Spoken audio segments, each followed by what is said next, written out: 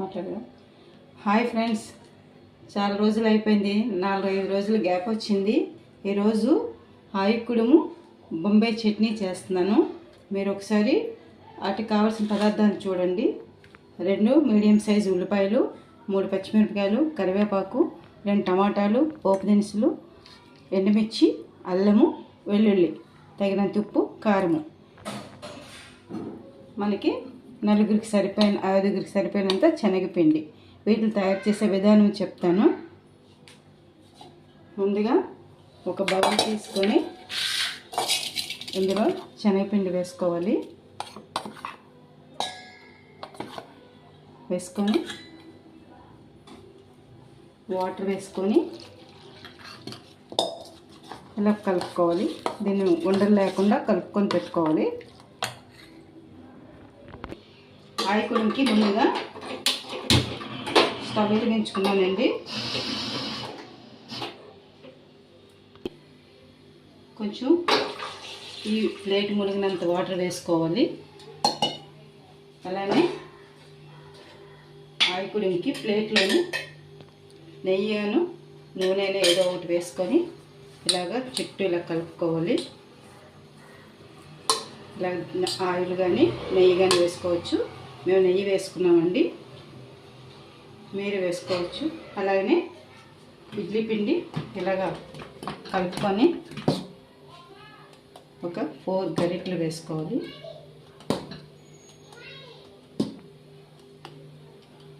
వేసుకొని దీన్ని పెట్టుకొని మూత పెట్టుకోవాలండి. ఒకవైపు చట్నీకి పోపు వేసుకుందామండి.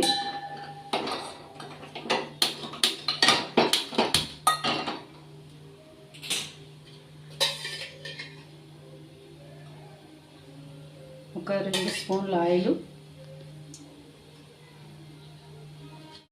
అండి. బొంబాయి చట్నీకి ఆయిల్ వేసుకున్నాను. ఆయిల్ వేడెక్కిందండి. ఇప్పుడు పోపు దినుసులు వేసుకున్నాను. అలాగే 2 ఎండుమిర్చి, 3 పచ్చిమిర్చి ముక్కలు వేసుకుంటున్నాను.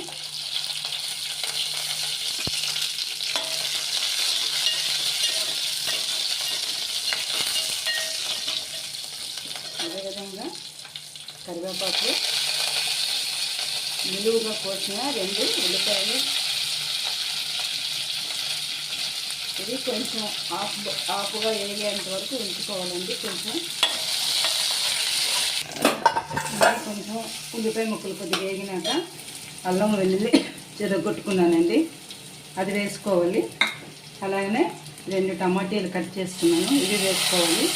ఇప్పుడు మూత పెట్టేసి సిమ్లోని ఒక 10 నిమిషాలు దీన్ని బాగా మగ్గనివ్వాలి.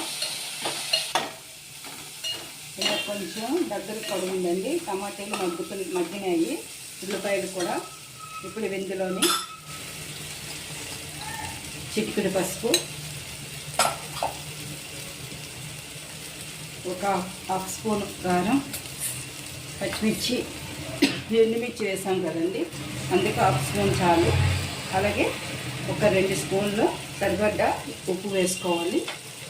వేసుకొని ఇంకా దీన్ని ఇలాగా కలుపుకోవాలి. బొంబాయి చట్నీ చేయవలసిన విధానం ఏంటంటే, ఇలా కలుపుతున్నప్పుడు డైరెక్ట్గాను మనం కలిపి పెట్టుకున్న ఈ పిండిని వెయ్యకుండా ఇందులో కొంచెం వాటర్ వేసుకోవాలి.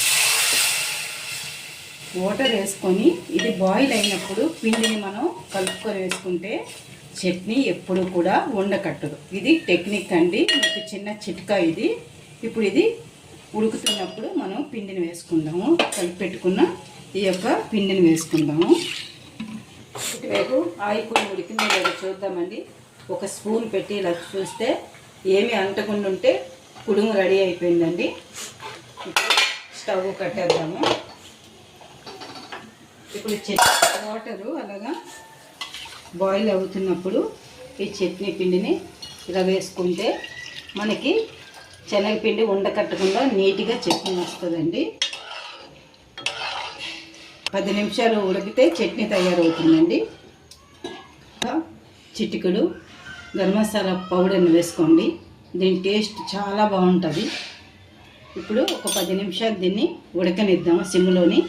అప్పుడు చట్నీ మంచిగా తయారవుతుంది. ఇలాగా 4 భాగాలుగా చేసుకున్నానండి. చేసుకొని ప్లేట్లోకి సర్వీస్ చేస్తున్నాను.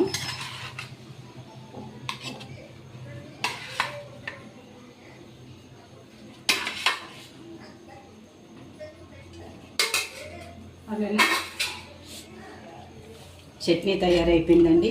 ఈ కండెన్స్లో ఇలా చేసుకొని టేస్టీగా ఉంటుంది. బొంబాయి చట్నీ కూడా రెడీ అయిపోయిందండి. 10 నిమిషాలు సిమ్లో పెట్టుకొని ఉడకబెట్టుకున్నాను. చూడండి ఎంత నీట్గా చక్కగా ఉండలు కట్టకుండా నీట్గా ఉంది. మీరు కూడా ఇలా ఈ స్టైల్లో చేసి చూడండి.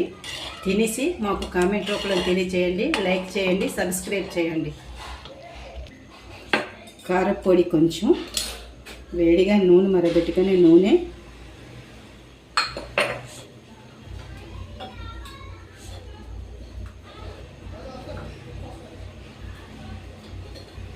చట్నీ ఇలా పెట్టుకొని తింటే చాలా చాలా బాగుంటుంది. మీరు ఈ స్టైల్లో చేసి వండుకొని తినే మాకు కామెంట్ రూపంలో తెలియచేయండి. Thank you for watching.